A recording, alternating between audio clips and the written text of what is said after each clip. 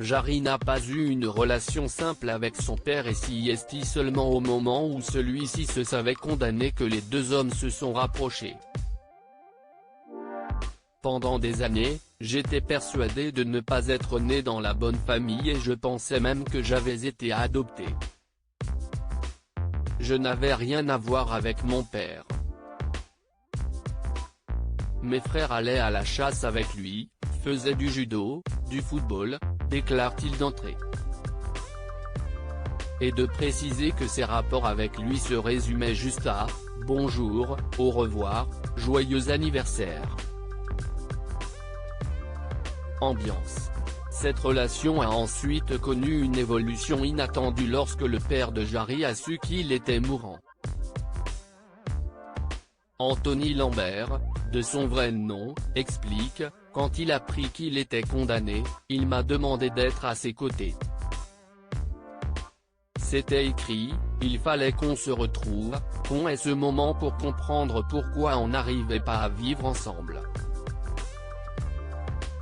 Et puis, il s'est dit que comme il y avait moins d'amour entre nous, on allait moins souffrir de cette fin de vie. Son père est ensuite mort dans ses bras. Alors Jarry a passé du temps, beaucoup de temps à ses côtés. Il décrit les 9 derniers mois passés avec lui comme fusionnels et intenses et a tout de suite su qu'il devait raconter cette histoire. Faire cette fiction pour TF1 est donc un hommage et l'humoriste ne le cache pas, cette expérience a été douloureuse, surtout à la fin.